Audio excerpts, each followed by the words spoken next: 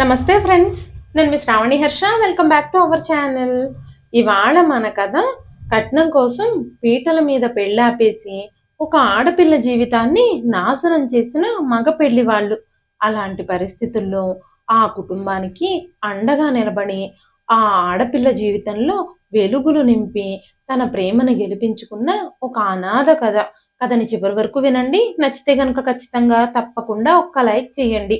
ఈ కథ పైన మీ విలువైన స్పందనని కామెంట్ రూపంలో మాకు తెలియజేయండి. కొత్తవారు ఎవరైనా చూస్తున్నట్లయితే మన ఛానల్ని సబ్స్క్రైబ్ చేసుకోండి. అంతేకాకుండా యూట్యూబ్లో కొత్తగా వస్తున్న హైప్ ఆప్షన్ అయితే క్లిక్ చేసి హైప్ పాయింట్స్ ఇవ్వడం మాత్రం అస్సలు మర్చిపోకండి. మీరు ఇచ్చే లైక్లు, షేర్లు, కామెంట్లు, ఈ హైప్ పాయింట్స్ అనేవి మరెన్నో మంచి మంచి కథల్ని మీకు చదివి వినిపించడానికి నన్ను ఎంతగానో ప్రోత్సహిస్తాయండి. మరైతే ఇప్పుడు మనం కథలోకి వెళ్ళిపోదాము. అపూర్వ ఈరోజు తన గదిలో తన బెడ్ మీద కొత్త పెళ్లి కూతుర్లా అలంకరించుకుని కూర్చునుంది. కాసేపు సంతోషం, కాసేపు బాధ. ఒక్క రోజులో తన జీవితం ఎన్ని మలుపులు తిరుగుతుందని తను అస్సలు ఊహించలేదు.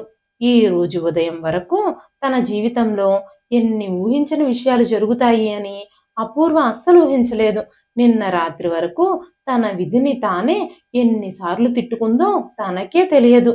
కానీ ఈ రోజంతా ఏం జరిగిందో మంచం మీద కూర్చొని కళ్ళు మూసుకున్న తనకి పదే పదే ఈ రోజు జరిగిన విషయాలన్నీ కళ్ళ ముందుకొస్తున్నాయి. తన అదృష్టం ఒక్కసారిగా ఎలా మారిపోయిందో తనే నమ్మలేకపోతోంది. తన పేరు అపూర్వ. ఈ రోజే తన పెళ్లి. కొన్ని గంటల క్రితం వరకు తనకు అసలు ఈ పెళ్లి చేసుకోవడం ఇష్టమే లేదు. కానీ ఒక్కసారిగా తన జీవితంలో జరిగిన ఊహించని సంఘటనకి తన జీవితంలోకి అనుకోకుండానే ఆనందం అడుగుపెట్టింది.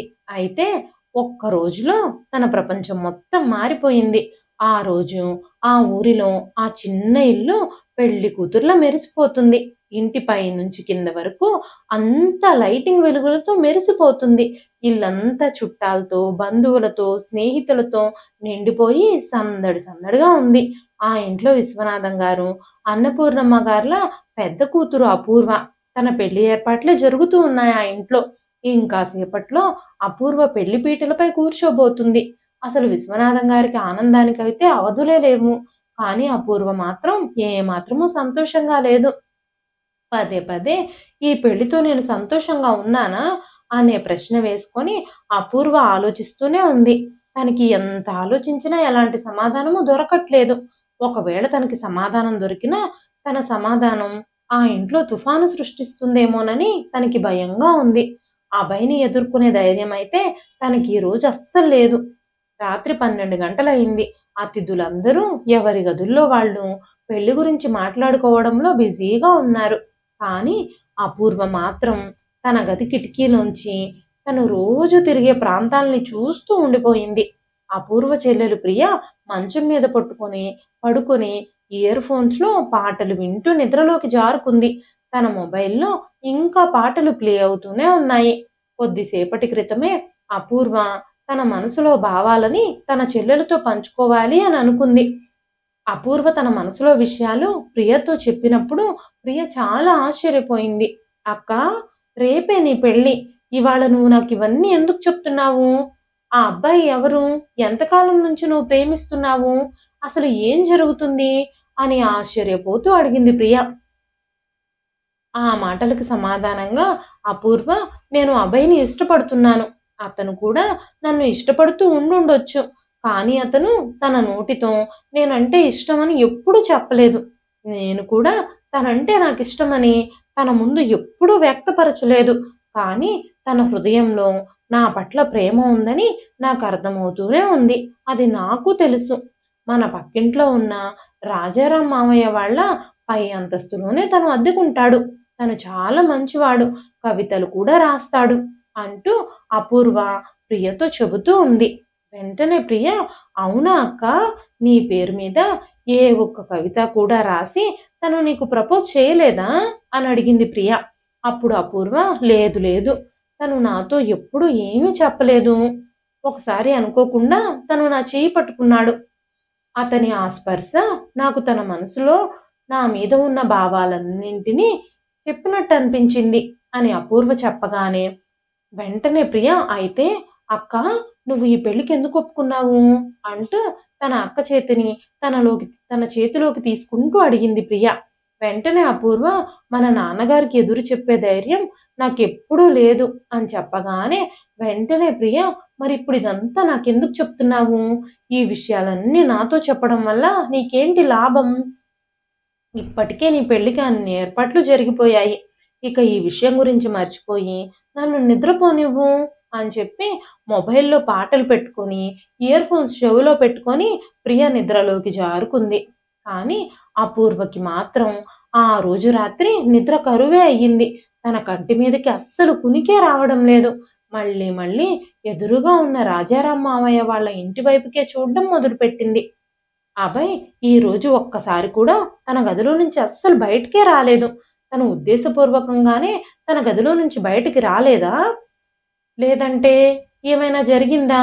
రేపు నేను పెళ్లి చేసుకుని శాశ్వతంగా ఈ ఇంటిని వదిలిపెట్టి వెళ్ళిపోతున్నానని తెలిసి కూడా అతనికి ఎలాంటి బాధ కలగడం లేదా?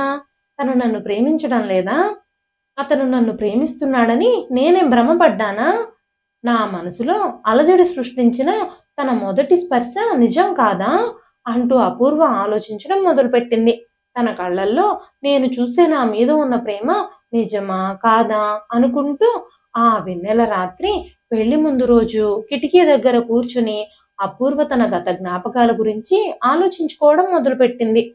ఒకరోజు అపూర్వ తన ఇంటి బాల్కనీలో ఉన్న పూల కుండీల్లో పూల మొక్కలకి నీళ్లు పోస్తూ ఉంది. అప్పుడే ఎవరో గేటు దగ్గర నిలబడి లోపలికి చూడ్డం చూసింది. వెంటనే అపూర్వ ముందుకెళ్ళి, ఎవరు మీరు? మీకెవరు కావాలి? ఏం కావాలి అంటూ అడగగానే ఆ మాటలకి అభయ్, నా పేరు అభయ్ అండి. ఈ ఇంట్లో ఏదైనా గది అద్దెకు దొరుకుతుందా అని అడిగాడు. వెంటనే అపూర్వ, మా ఇంట్లో ఏ గది అద్దెకు లేదు. కానీ మీరు ఎదురుగా ఉన్న మా మావయ్య వాళ్ళ ఇంటికి వెళ్ళండి. వాళ్ళ ఇంట్లో పైన పెంట్ హౌస్ ఖాళీగానే ఉంది అని చెప్పింది. వెంటనే లోపల నుంచి అన్నపూర్ణమ్మ గారు, బయట ఎవరున్నారు? నువ్వు ఎవరితో మాట్లాడుతున్నావు అపూర్వ అంటూ అరిచారు. వెంటనే అపూర్వ, అమ్మా ఎవరో ఇల్లు అద్దెకు కావాలని వచ్చారు అంటూ చెప్పగానే, మరి మన మావయ్య వాళ్ళ ఇల్లు ఖాళీగా ఉందని చెప్పలేకపోయావా అన్నారావిడ. వెంటనే అపూర్వ, నేను అదే చెప్పానమ్మా, ఆయన్ని మావయ్య వాళ్ళ ఇంటికే వెళ్ళమన్నాను అని చెప్పింది. అప్పుడు అబ్బాయి, చాలా థ్యాంక్స్ అండి అని చెప్పి రాజారాం మావయ్య వాళ్ళ ఇంటి వైపుకు వెళ్ళాడు. ఆ మొదటి పరిచయంలోనే వాళ్ళిద్దరి హృదయాలు కలిసిపోయినట్టుగా అనిపించింది. ఆ అబ్బాయి థ్యాంక్స్ చెప్పినప్పుడు తన మొహంలో ఉన్న చిరునవ్వు అమూల్యకి ఇప్పటికీ గుర్తుంది. ఆ రోజు నుంచి తను ఎదురింట్లో పైన పెంట్ హౌస్లో అద్దెకుంటూ ఉన్నాడు. ఆ తరువాత తను ఇంట్లో నుంచి బయటకు వెళ్ళేటప్పుడు ఎన్నిసార్లు అపూర్వకు ఎదురుపడ్డాడో తను మాటల్లో చెప్పలేదు. క్రమక్రమంగా ఆ అబ్బాయి స్వభావం, తన చిరునవ్వు చుట్టుపక్కల వాళ్ళ హృదయాలన్నింటినీ గెలుచుకుంది. రాజారాం మావయ్య వాళ్ళ ఆవిడ అపూర్వ వాళ్ళ ఇంటికి వచ్చినప్పుడల్లా అన్నపూర్ణమ్మ గారితో అబ్బాయి గురించి ఏదో ఒక విషయం మాట్లాడుతూనే ఉండేది. ఆవిడ వాళ్ళ ఇంటికి వచ్చినప్పుడల్లా అన్నపూర్ణమ్మ గారికి కిచెన్లోకి వెళ్ళి మాట్లాడుతూ ఉండేది. కిచెన్లోకి అపూర్వ కూడా వెళ్ళి తల్లికి సహాయం చేసే వంకతో ఆ మాటలన్నీ వినడానికి ప్రయత్నిస్తూ ఉండేది. సుజాత అత్త చెప్పిన మాటల్ని బట్టి ఆ అబ్బాయికి అమ్మ నాన్న ఎవ్వరూ లేరని, తనకి ఎవరో దూరపు బంధువులు మాత్రమే ఉన్నారని, ఇంత పెద్దయ్యాక నీ సొంత కాళ్ళ మీద నువ్వు నిలబడాలి కానీ మా ఇంట్లో మాకు భారంగా ఎందుకుండాలి అని వాళ్ళు కూడా ఈ అబ్బాయిని ఇంట్లో నుంచి గెంటేశారు అని, అదే రోజు ఆ అబ్బాయి వాళ్ళ ఇంటి నుంచి బయటకొచ్చి బ్రతుకు తెరువు కోసం చిన్నపిల్లలకి ట్యూషన్లు చెబుతూ దగ్గరలోని ఒక కాఫీ షాప్లో పనిచేస్తూ రాజారాం మావయ్య వాళ్ళ పెంట్ హౌస్లో అద్దెకుంటున్నాడు అన్న విషయం అపూర్వకి తెలిసింది. సుజాత పిన్ని ఇంకో విషయం చెప్పింది. అబ్బాయి చాలా అందమైన కవితలు రాస్తాడు. చిన్నప్పటి నుంచి తనకు ఒక పెద్ద రచయిత అవ్వాలని కోరికుంది అని. ఆ విషయాలన్నీ విన్న అపూర్వకి మెల్లమెల్లగా ఆ అబ్బాయిలో ఉన్న ఒక్కో లక్షణం నెమ్మదిగా నచ్చడం ప్రారంభించింది. ఆ కవితల పిచ్చికి ఎలాంటి ఫ్యూచరు లేదని తెలిసినప్పటికీ అపూర్వ మెల్లమెల్లగా అభయ్ని ఇష్టపడడం మొదలుపెట్టింది. అభయ్కి తన పరిస్థితులు, పరిమితులు బాగా తెలుసు. అందుకే తన మనసులో ఉన్న విషయాలని ఎప్పుడూ అపూర్వ ముందు బయట పెట్టనే పెట్టలేదు. ఆ చుట్టుపక్కల వాళ్ళందరూ తన మంచితనం చూసి, నెమ్మదత్వం చూసి తనని చాలా ప్రేమించేవాళ్ళు. రాజారాం మావయ్య ఇంకా సుజాత అత్తయ్య అభయ్ని తమ సొంత కొడుకులా భావించడం మొదలుపెట్టారు. కొన్ని రోజుల తర్వాత అది కార్తీక మాసం కావడంతో రాజారాం గారు ఊరి చివర తమకున్న పొలాల్లో వనభోజనాలకి ఏర్పాట్లు చేశారు. పూజ పనులన్నీ పూర్తి చేసేశారు. ఆ రోజు అపూర్వ వెళ్ళడానికి అన్నపూర్ణమ్మ గారు కూడా ఒప్పుకున్నారు. అదే రోజు అభయ్ గురించి అపూర్వకి చాలా విషయాలు తెలిసాయి. ఆ రోజు ఆ పొలాలకు కొంచెం దూరంలోనే కృష్ణా నది ఉందని, ఆ ఇసుక తిన్నెలు, నది ఆటుపోట్లు చాలా అందంగా కనిపిస్తాయని, పౌర్ణమి రోజున కృష్ణా నది ఒడ్డున చందమామ చాలా అందంగా కనిపిస్తుందని రాజారాం గారు చెప్పినప్పుడు ఆ రోజు సాయంత్రం చాలా మంది ఆ నది వైపుకు వెళ్ళడం ప్రారంభించారు. ఆ రోజు పౌర్ణమి కావడంతో సాయంత్రానికే చందమామ చాలా చక్కగా కనిపిస్తుంది. ఆ నది ఒడ్డున చందమామని చూడ్డానికి అందరూ అక్కడికి వెళ్ళాలని నిర్ణయించుకొని అటువైపుగా అడుగులు వేస్తూ ఉన్నారు. అమూల్య, తన చెల్లెలు ప్రియ, తన పక్కింటి ఫ్రెండ్స్ ఇంకా కొంతమంది నది దగ్గరకు వెళ్ళడానికి కలిసి నడుస్తూ ఉన్నారు. అంతలోనే అక్కడ ఒక జామ చెట్టు చూసి అందరూ ఆగారు. ఆ చెట్టు చాలా పెద్దది. కాయలెక్కడో పైన ఉన్నాయి. కానీ ఆ చెట్టు ఎక్కే ధైర్యం ఎవ్వరికీ లేదు. అందరూ కిందున్న రాళ్ల సహాయంతో, కర్రల సహాయంతో ఆ కాయలు కోయడానికి చాలా ప్రయత్నిస్తున్నారు. చాలాసేపు ప్రయత్నించినా కూడా ఎవ్వరికీ ఒక్క కాయ కూడా దొరకలేదు. వాళ్ళందరూ ఇహ కాయలు దొరకడం కష్టమని ఆ ప్రయత్నం విరమించుకుని అందరూ ముందుకు నడవబోతూ ఉండగా ఇంతలో కొంతమంది అబ్బాయిలు అక్కడికొచ్చారు. వాళ్ళల్లో అబ్బాయి కూడా ఉన్నాడు. తను 2 అడుగులు ముందుకు వేసి అమూల్య చేతిలోని కర్రను తీసుకొని జామ కొమ్మను కొట్టాడు. దాంతో 10-15 జామకాయలు కింద రాలాయి. వెంటనే ఆ కాయలన్నీ ఏరి చున్నీలో వేసుకున్నారు అక్కడున్న వాళ్ళు.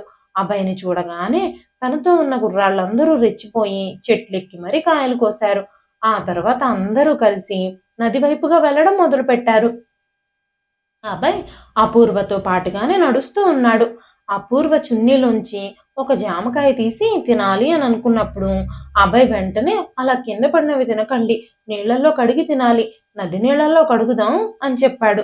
వెంటనే అపూర్వ సైలెంట్గా ఏమీ మాట్లాడకుండా ఆ కాయని మళ్ళీ చున్నీలో వేసేసుకుంది. తను సైలెంట్గా నడుస్తూ కాళ్ల ముందు రాయి ఉండడం గమనించలేదు. అమూల్య కాలికి రాయి తగిలి తన చేతిలో ఉన్న జామకాయలన్నీ కింద పడిపోయాయి. వెంటనే అభయ్ పడిపోబోతున్న అపూర్వని పట్టుకున్నాడు.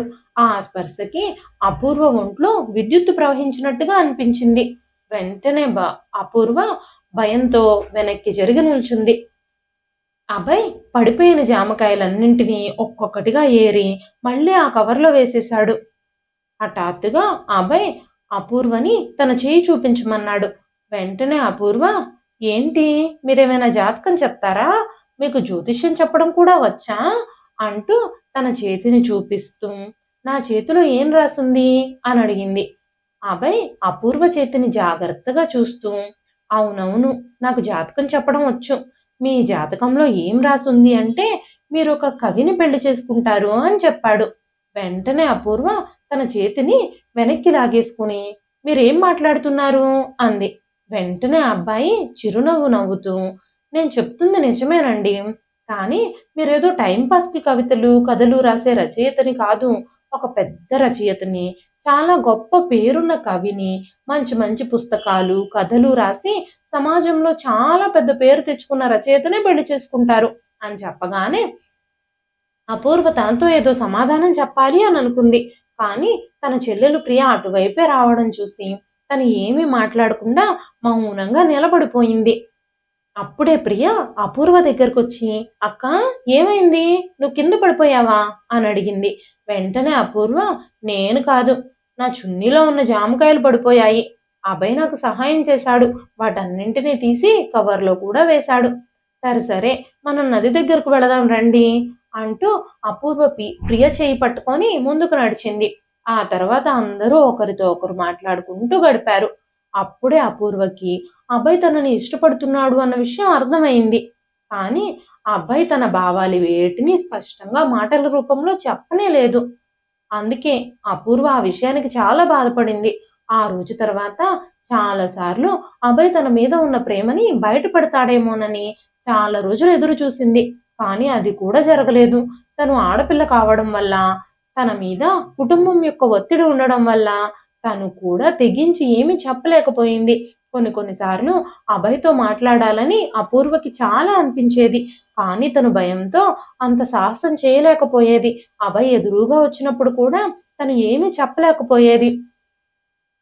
తను ధైర్యం చేసి తన ప్రేమ విషయం చెప్పినా కూడా అభయ్ తనకి అలాంటి ఫీలింగ్స్ ఏమీ లేవని చెబితే తనేం చేస్తుంది?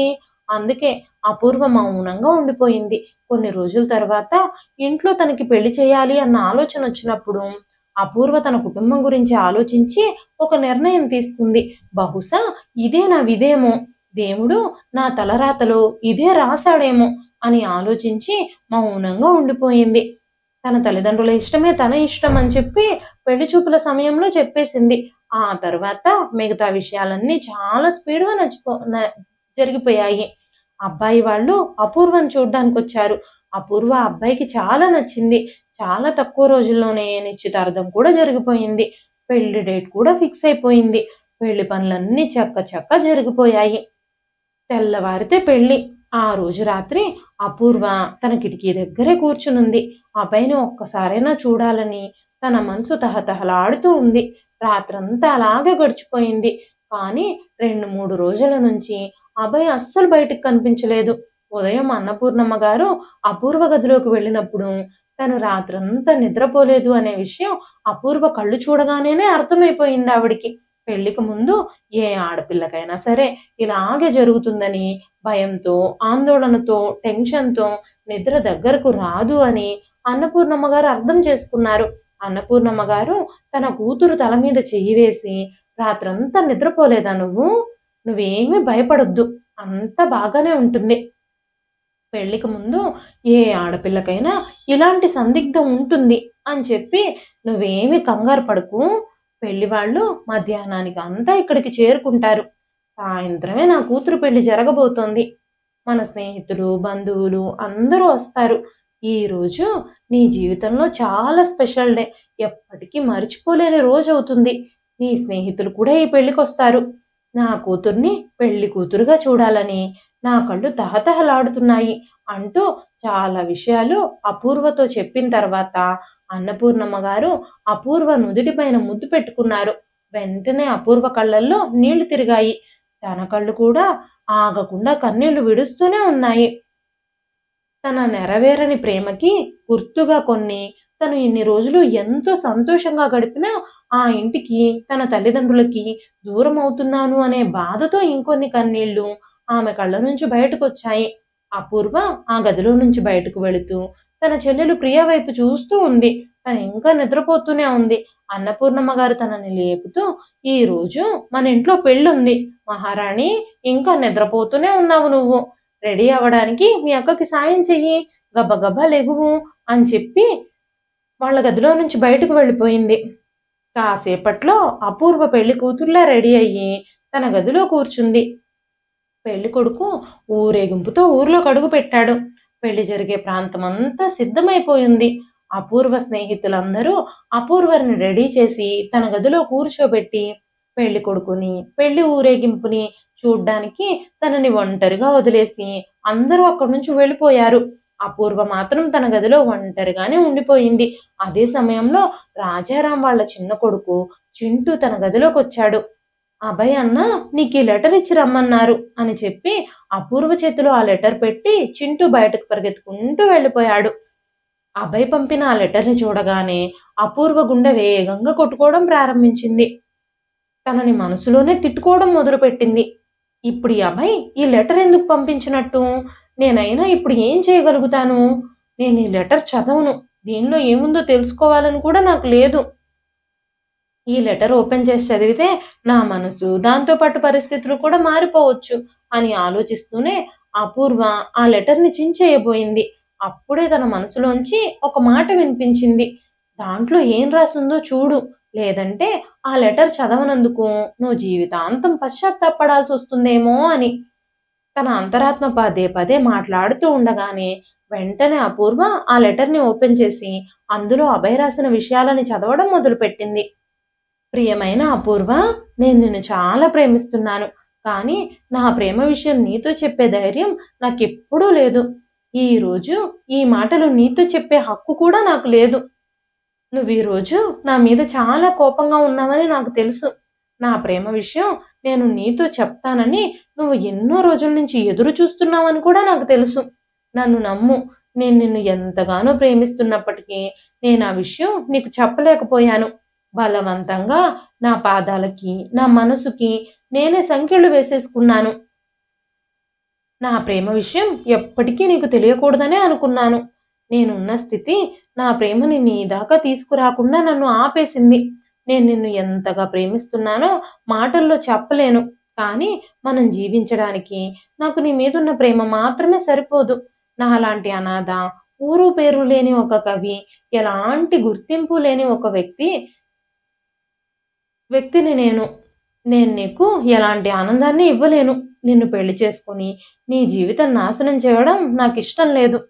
అందుకే నేనెప్పుడూ నా ప్రేమ గురించి నీతో చెప్పలేదు. నీ స్థాయికి నేను సరితూగను. అందుకే నేను నీతో ఎప్పుడూ నా భావాలను వ్యక్తం చేయలేదు. ఈరోజు నువ్వు పెళ్లి చేసుకొని ఇక్కడి నుంచి వెళ్ళిపోతావు. మళ్ళీ మనం ఎప్పుడు కలుస్తామో నాకు తెలియదు. బహుశా ఇంకెప్పుడు నేను నిన్ను చూడకపోవచ్చు. నువ్వు జీవితాంతం నన్ను పిరికివాడిలాగానే భావించడం నాకిష్టం లేదు. అందుకే నేను నీకు ఈ ఉత్తరం రాస్తున్నాను. నువ్వు చదివిన వెంటనే ఈ ఉత్తరాన్ని చించి పారేయి. నా గుర్తుగా ఈ ఉత్తరాన్ని నీ దగ్గర ఉంచుకోవాలని కూడా నువ్వు అనుకోవద్దు. నువ్వు ఎప్పుడూ సంతోషంగా ఉండాలని నేను కోరుకుంటున్నాను. సుఖ సంతోషాలు నీ జీవితంలో ఎప్పటికీ ఉండాలని నేను ఆ భగవంతుని ప్రార్థిస్తున్నాను. ఇట్లు నీ అభయ్. కానీ ఎప్పటికీ నీ వాణ్ణి కాలేని వాణ్ణి నేను. అభయ్ రాసిన ఆ లెటర్ చదివింది. అక్కడి నుంచి అపూర్వ కళ్ళల్లో ఆగకుండా కన్నీళ్లు కారడం మొదలయ్యాయి. ఎంత ప్రయత్నించినా సరే తన మనసులో చెలరేగిన తుఫానును తను ఆపలేకపోయింది. అప్పుడే తన చెల్లెలు ప్రియ తన గదిలోకొచ్చింది. తనున్న ఆ పరిస్థితిని చూసి ప్రియ కంగారు పడిపోయింది. అక్కా, ఏమైంది? ఎందుకు ఏడుస్తున్నావు? చూడు, ఇంకాసేపట్లో నీ పెళ్లి జరగబోతోంది. నువ్విలా ఏడిస్తే నీ మేకప్ మొత్తం పాడైపోతుంది అని ప్రియ చెబుతూ ఉండగానే అపూర్వ ప్రియ చేతికి ఆ లెటర్ అందించింది. ప్రియ ఆ లెటర్ చదివిన తర్వాత, అక్క, నాకు అసలు ఏమీ అర్థం కావడం లేదు. ఇంకాసేపట్లో నీ పెళ్లి, ఇదంతా మర్చిపో అంటూ ప్రియ డ్రెస్సింగ్ టేబుల్ సరుగులోంచి అగ్గిపెట్టెను తీసి తన కళ్ళ ముందే ఆ లెటర్ని కాల్చి పారేసింది. ఆ కాగితం కాలిపోతూ ఉన్నప్పుడు అది కాగితం కాదు, తన కలలు అన్నట్టుగా అపూర్వ కనిపించింది. తన మొదటి ప్రేమ, తన కోరికలు, తన ఆశలు అన్నీ ఆ కాగితంతో సహా కాలిపోయాయి. ఆ తరువాత ప్రియ అపూర్వ కన్నీళ్ళన్నీ తుడిచి మళ్ళీ లైట్గా మేకప్ చేసింది. ఇంతలోనే అపూర్వ స్నేహితులందరూ తన గదిలోకొచ్చారు. అపూర్వ, నిన్ను పంతులు గారు పిలుస్తున్నారు. మనం మండపంలోకి వెళ్ళాలి. కాసేపట్లో పూజ ప్రారంభం కాబోతుంది. పెళ్లి కార్యక్రమం అంతా మొదలైపోతుంది. పెళ్లి కొడుకు వాళ్ళు ఆల్రెడీ వచ్చేశారు అని చెప్పగానే అపూర్వ నిశ్శబ్దంగా లేచి తన స్నేహితులతో కలిసి పెళ్లి మండపంలోకి వెళ్ళింది. తను పెళ్లి మండపంలోకి వెళ్లే ముందే నిశ్శబ్దంగా చుట్టూ చూసింది. స్థానికంగా తన చుట్టుపక్కల నివసించే వాళ్ళందరూ అక్కడ ఉన్నారు. వాళ్లతో పాటు అభయ్ కూడా అక్కడే ఉన్నాడు. అభయ్ తన వైపే చూస్తూ ఉన్నాడు. అభయ్ ఇంకా అపూర్వ కళ్ళు ఒక్కసారిగా కలుసుకున్నాయి. వెంటనే తన కిందికి చూశాడు. ఆ తరువాత అపూర్వకి మతి పోయినట్టుగా అనిపించింది. అందరూ కలిసి అపూర్వని తీసుకెళ్లి మండపంలో కూర్చోబెట్టారు. అపూర్వ మాత్రం యాంత్రికంగా నడుచుకుంటూ మండపంలోకి వెళ్ళింది. అపూర్వని పెళ్లి చేసుకోబోయే పెళ్లి కొడుకు అపూర్వ పక్కనే కూర్చునున్నాడు. తను కేవలం యాంత్రికంగా పెళ్లికి సంబంధించిన పూజంతా చేస్తూ ఉంది. పంతులు గారు పెళ్లి మంత్రాలు చదవడంలో బిజీగా ఉన్నారు. కాసేపటి తర్వాత పంతులు గారు, అమ్మా, అమ్మాయి తండ్రిని పిలవండి అని చెప్పాడు. అప్పుడే విశ్వనాథం గారిని పిలవడానికి అన్నపూర్ణమ్మ గారు కూడా వెళ్లారు. అదే సమయంలో విశ్వనాథం గారు పెళ్లి కొడుకు తండ్రితో మాట్లాడడం అపూర్వకి కనిపించింది. కానీ వాళ్ళు ఏం మాట్లాడుకుంటున్నారో మాత్రం అపూర్వకి వినిపించడం లేదు. కానీ వాళ్ళ సంభాషణల్ని అపూర్వ అర్థం చేసుకోగలిగింది. ఏదో సమస్య ఉన్నట్టుగా కనిపిస్తోంది. అపూర్వకి కాబోయే మామగారు చాలా కోపంగా ఉన్నారు. విశ్వనాథం గారి మొహం అంతా పాలిపోయినట్టుగా కనిపిస్తుంది. అపూర్వ వెంటనే ప్రియకి సైగ చేసింది.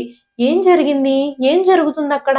నాన్నెందుకు అంత కంగారుగా కనిపిస్తున్నారు అన్నట్టుగా తను కళ్ళతోనే ప్రియని అడిగింది. ప్రియ కూడా నాకు తెలియదు అన్నట్టుగా కళ్ళతోనే సైగ చేసింది. నేను వెళ్ళి చూసొస్తానుండు అన్నట్టుగా సైగ చేసి ప్రియా వాళ్ళ దగ్గరకు వెళ్లేలోపే వాళ్ళిద్దరూ గదిలోకి వెళ్ళిపోయారు. వెంటనే అపూర్వ ఏం జరుగుతుందోనని అన్నపూర్ణమ్మ గారిని అడిగింది. ఒక ముఖ్యమైన విషయం గురించి వాళ్ళిద్దరూ మాట్లాడుకుంటున్నారు అని చెప్పి అన్నపూర్ణమ్మ గారు అక్కడి నుంచి వెళ్ళిపోయారు. ఇద్దరు గదిలోకి వెళ్ళి దాదాపుగా 20 నిమిషాలు గడిచాయి. పీటల మీద పెళ్లి కొడుకు పెళ్లి కూతురు మౌనంగా కూర్చున్నారు. చుట్టూ నిలబడిన వాళ్ళల్లో కొందరు చిన్న చిన్నగా గొనుక్కోవడం అపూర్వకి వినబడుతూనే ఉంది. వాళ్ళందరూ గుసగుసలాడుకుంటున్న మాటలు అపూర్వకి స్పష్టంగా వినిపిస్తున్నాయి. ఏం జరిగింది? పెళ్లి కొడుకు తండ్రికి ఎందుకంత కోపం వచ్చింది అంటూ అందరూ చెవులు కొరుక్కుంటూ గుసగుసగా మాట్లాడుకుంటూ ఉన్నారు. పెళ్లిపీటల మీద వధూవరులిద్దరూ సిద్ధంగా కూర్చునున్నారు. కానీ వాళ్ళ తల్లిదండ్రులు మాత్రం లోపల రహస్యంగా మాట్లాడుకుంటూ ఉన్నారు. ఏదో జరిగే ఉంటుంది, లేకపోతే ఈ పెళ్లి తంతు ఇలా ఆపేసి పెద్దవాళ్ళందరూ గదిలోకి వెళ్ళిపోయి ఎందుకు చర్చించుకుంటూ ఉండుంటారు అన్న మాటలు అపూర్వ చెవిలో పడ్డాయి. తనకి చాలా నర్వస్గా అనిపించింది. ఎవరైనా తన ప్రేమ విషయం గురించి అబ్బాయి వాళ్ళకి చెప్పేశారా? తను అబ్బాయి ప్రేమించుకున్న విషయం వాళ్ళకి తెలిసిపోయిందా? ఈ విషయం గురించే వాళ్ళు తన తండ్రిని నిందిస్తున్నారా? లేదంటే అసలు ఏం జరుగుతుంది అనుకుంటూ అపూర్వ మనసులో రకరకాల ఆలోచనలు వస్తున్నాయి. అది అసాధ్యం. నేను ప్రియతో తప్ప ఎవ్వరితోనూ ఈ విషయాన్ని ప్రస్తావించలేదు. అసలు ఏం జరుగుండుండొచ్చు అనుకుంటూ అపూర్వ మెల్లగా తనకి కాబోయే భర్త వైపు చూసింది. అతని ముఖంలో ఎలాంటి భావమూ లేదు. అక్కడ ఏం జరుగుతుందో బహుశా అతనికి కూడా తెలియకపోయిండుండొచ్చు. లేదంటే ఏం జరిగినా కూడా అతనికి ఎలాంటి పట్టింపు లేకపోయిండుండొచ్చు. కానీ అసలు ఏం జరుగుతుందో అర్థం కాక అపూర్వ మనసంతా తన తండ్రి మీదే కేంద్రీకృతమై ఉంది. అక్కడి నుంచి లేచి వెళ్ళి ఏం జరిగిందో తన తండ్రిని అడగాలి అని అనిపించింది. కానీ తను పెళ్లిపీటల మీద నుంచి లేచి వెళ్ళడం సాధ్యమే కాదు. అప్పుడు అకస్మాత్తుగా అపూర్వకి కాబోయే మామగారు కోపంతో మండపం దగ్గరకొచ్చి తన కొడుకుతో, బాబూరాం, ఈ పెళ్లి జరగదు. తమ మాట మీద నిలబడలేని ఇలాంటి వ్యక్తులతో మనం సంబంధం ఎలా కలుపుకుంటాం అన్నారు. ఆ మాటలు విన్న రామ్ తన తండ్రి మాటలకు విధేయుడై వెంటనే పెళ్లిపీటల మీద నుంచి లేచి వెళ్ళి తన తండ్రి పక్కనే నిలబడ్డాడు. ఒక్కసారిగా అక్కడ జరుగుతున్న విషయం ఏమిటో అర్థం కాని అపూర్వ కూడా పీటల మీద నుంచి లేచి నిలబడిపోయింది. అన్నపూర్ణమ్మ గారు, విశ్వనాథం గారు కూడా మండపం దగ్గరికి రావడం చూసి విశ్వనాథం గారు ఒళ్ళంతా చెమటలతో తలిసిపోయి ఉండడము అపూర్వ చూసింది. ఆయన మొహం మొత్తం పాలిపోయి కనిపిస్తుంది. అన్నపూర్ణమ్మ గారి కళ్ళల్లో కన్నీళ్లు తిరుగుతూ ఉన్నాయి. అన్నపూర్ణమ్మ గారు పెళ్లి కొడుకు తల్లి చేతులు కాళ్ళు పట్టుకుని ఏదో మాట్లాడుతూనే ఉన్నారు. ఆవిడ్ని బ్రతిమాలుతూనే ఉన్నారు. కానీ అపూర్వకి కాబోయే అత్తగారు వాళ్ళు ఒక్క మాట కూడా వినడం లేదు. తన తల్లిదండ్రుల్ని అలాంటి పరిస్థితుల్లో చూసిన అపూర్వ ధైర్యం తెచ్చుకుని ముందుకొచ్చి తన తల్లిని అడిగింది. అమ్మా, ఏం జరిగింది? నువ్వెందుకు ఏడుస్తున్నావు అని. అన్నపూర్ణమ్మ గారు అపూర్వ తలని నిమురుతూ, ఏమీ లేదమ్మా, నువ్వేమీ కంగారు పడుకు, నువ్వు ప్రశాంతంగా ఉండు, అంతా బాగానే జరుగుతుంది అని చెప్పగానే పెళ్లి కొడుకు తండ్రి కోపంగా, ఇక్కడ ఏదీ జరగదు, ఇప్పుడు ఇక్కడ పెళ్లి జరగడం లేదు. పెళ్లికి ముందు 5 లక్షలు పెళ్లి పీటల మీదే మా చేతుల్లో పెడతామని చెప్పి ఇప్పుడు మమ్మల్ని మోసం చేస్తున్నారు. 4 లక్షలే మాకిచ్చి ఈ పెళ్లి జరిపించాలని చూస్తున్నారు అన్నాడు. పెళ్లి కొడుకు తండ్రి 5 లక్షల గురించి మాట్లాడుతూ ఉన్నప్పుడు ఆ మాటలు విని అపూర్వ కాళ్ళ కింద నేల జారిపోయినట్టుగా అనిపించింది. తన పెళ్లిలో తన తండ్రి తనకి కట్నం ఇస్తున్నాడన్న విషయం కూడా తెలియదు అపూర్వకి. ప్రశ్నార్థకమైన కళ్ళతో అమ్మా నాన్నల వైపే చూసింది అపూర్వ. వాళ్ళిద్దరూ ఇంతకు ముందు నుంచే ఆ విషయం తనకి తెలియకుండా దాచిపెట్టేశారు.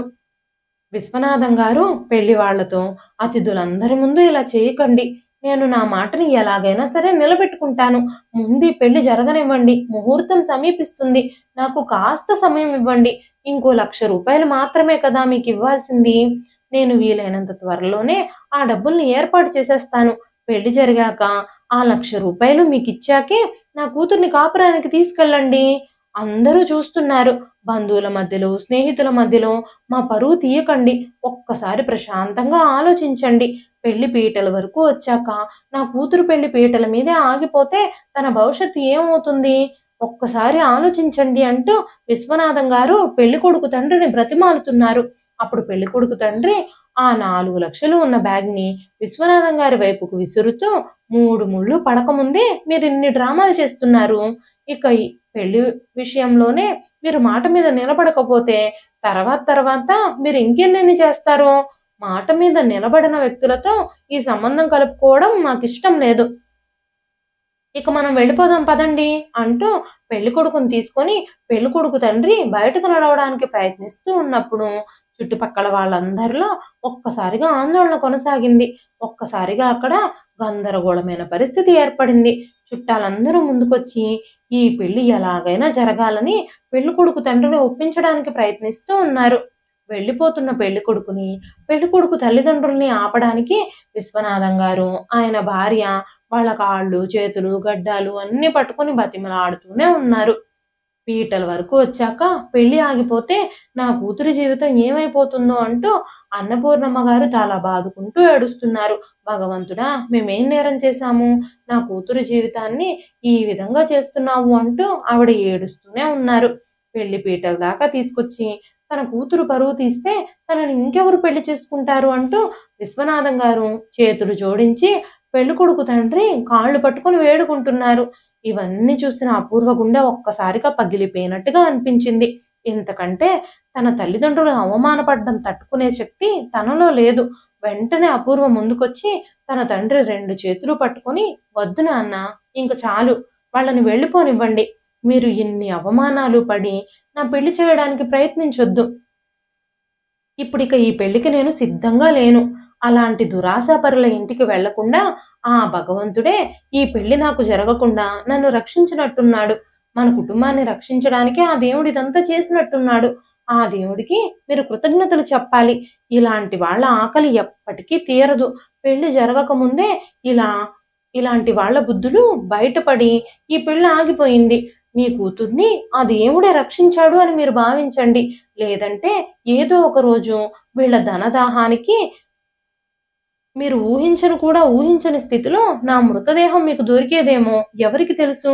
వాళ్ళని వెళ్ళిపోనివ్వండి అన్న అపూర్వ మాటలు విని పెళ్లి వాళ్ళందరూ ఒక్క క్షణంలోనే ఆ మండపం నుంచి వెళ్ళిపోయారు.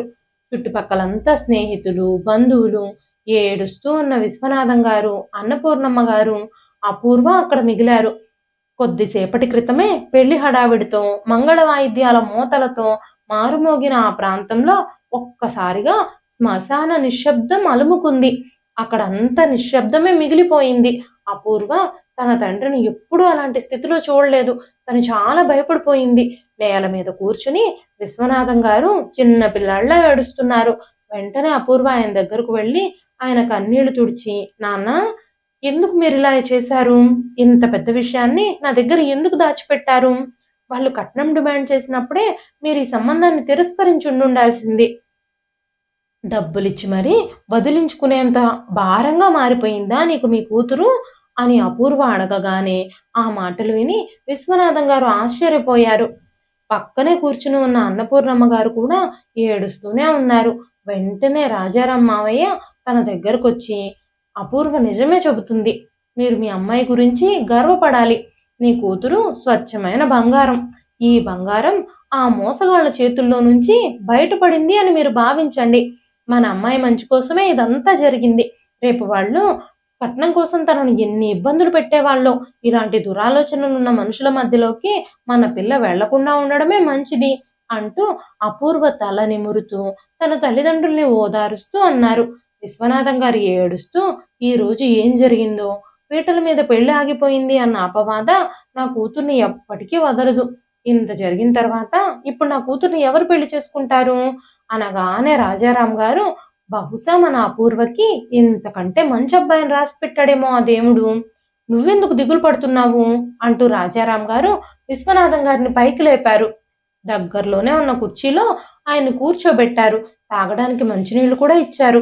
విశ్వనాథం గారు అలా కుర్చీలో కూర్చోగానే హఠాత్తుగా అక్కడ ఎదురుగా అభయ్ కనిపించాడు.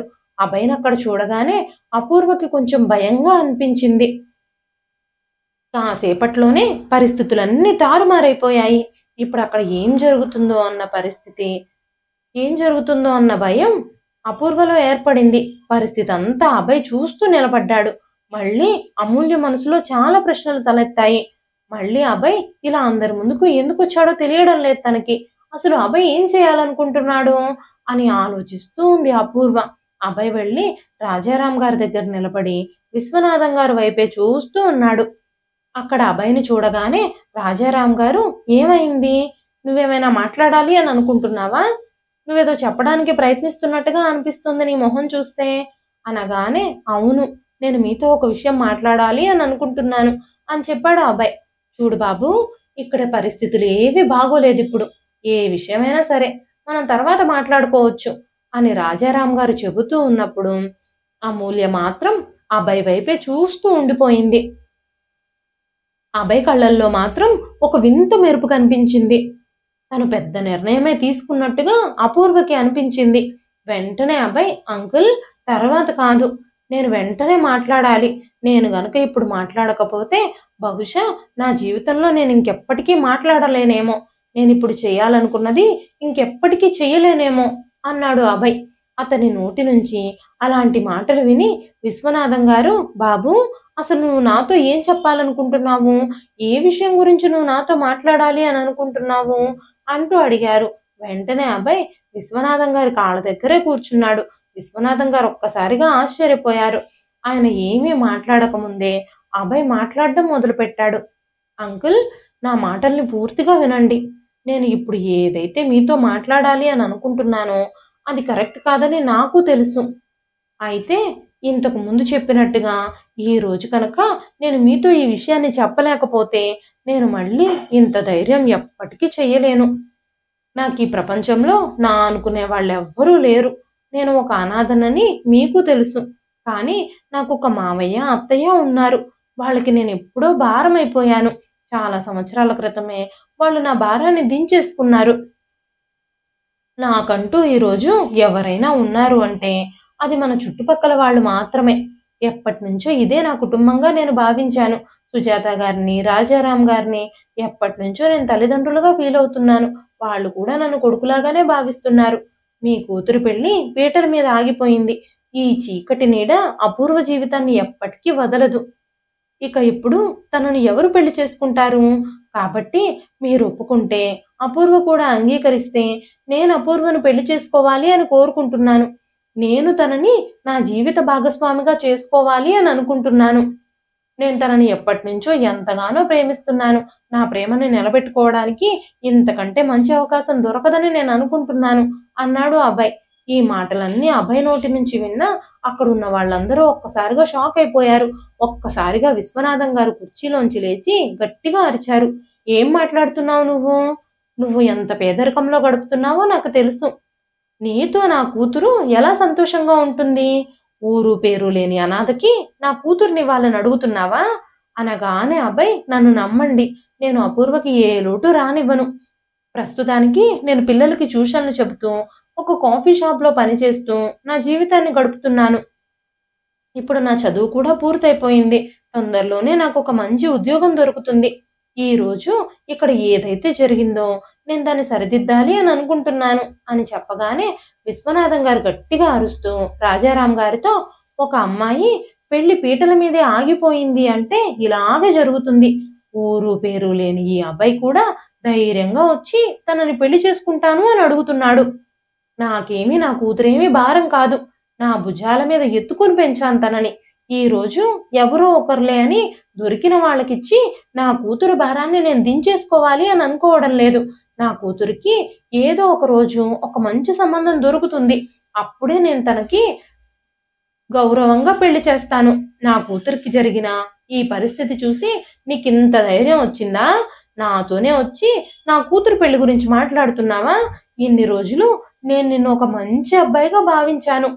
అయితే ఈ రోజు మేమున్న పరిస్థితిని నువ్వు సద్వినియోగం చేసుకోవాలి అని అనుకుంటున్నావా అనగానే అబ్బాయి, అంకుల్, మీరు నన్ను అపార్థం చేసుకుంటున్నారు. నేను అపూర్వని నిజంగా ప్రేమిస్తున్నాను. ఎప్పటి నుంచో అపూర్వ అంటే నాకు చాలా ఇష్టం. తనని నా భార్యగా చేసుకోవాలని మనస్ఫూర్తిగా నేను కోరుకుంటున్నాను. నేను కష్టపడి పనిచేస్తాను. మీ కూతురు కోసం కన్నా ప్రతి కలని నేను నెరవేరుస్తాను. నాకిప్పుడు మీ ఆశీర్వాదాలు తప్ప ఇంకేమీ అవసరం లేదు అన్నాడు. వెంటనే రాజారాం గారు అభయ్ చెయ్యి పట్టుకొని తనని పక్కకి తీసుకెళ్ళి, అభయ్, ఏం మాట్లాడుతున్నావు నువ్వు అసలు? నువ్వు ఏం మాట్లాడుతున్నావో కనీసం నీకైనా అర్థమవుతుందా అంటూ అడగగానే, అంకుల్, నేను నిజంగా చెప్తున్నాను. ఈరోజు ఇక్కడ ఏం జరిగిందో దాని కారణంగానే నేను ఈ మాటలు మాట్లాడడం లేదు. అపూర్వ పెళ్లి పీటల మీద ఆగిపోయింది కాబట్టి ఆ అవకాశాన్ని సద్వినియోగం చేసుకొని నేను తనని పెళ్లి చేసుకోవాలి అని అనుకోవడం లేదు. అపూర్వని నేను చాలా కాలంగా ఇష్టపడుతున్నాను. నా పరిస్థితుల దృష్ట్యా నేనున్న స్థితిని బట్టి నేను మౌనంగా ఉన్నాను. కానీ ఈ రోజు తర్వాత అపూర్వని నేను వదులుకోవాలి అని అనుకోవడం లేదు. నా ప్రేమ వన్ సైడ్ కాదు. అపూర్వ కూడా నన్ను ప్రేమిస్తుంది.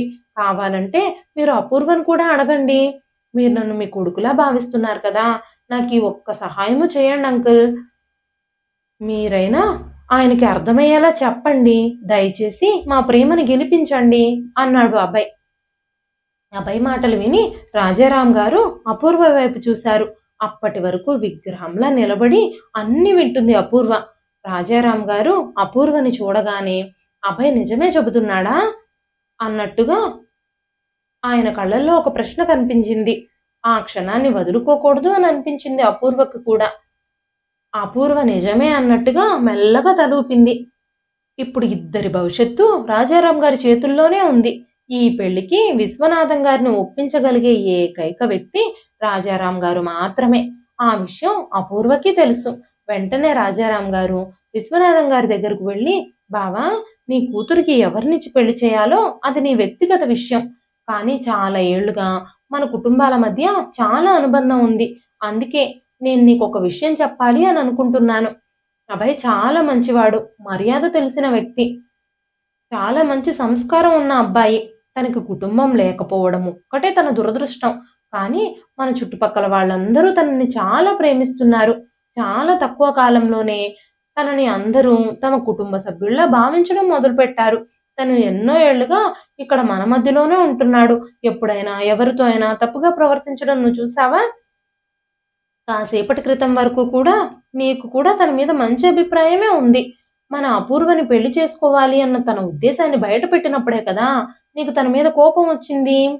అభయ్కి మన అపూర్వనిచ్చి పెళ్లి చేయమని నేను మిమ్మల్ని బలవంతం చెయ్యను. కానీ ఒక్కసారి నువ్వు అపూర్వతో మాట్లాడు. బహుశా తనకు కూడా ఈ అబ్బాయి నచ్చుండొచ్చు. ఆస్తి, కుటుంబ విషయాలకి వస్తే అభయ్ని నేను నా కొడుకుగా భావిస్తున్నాను.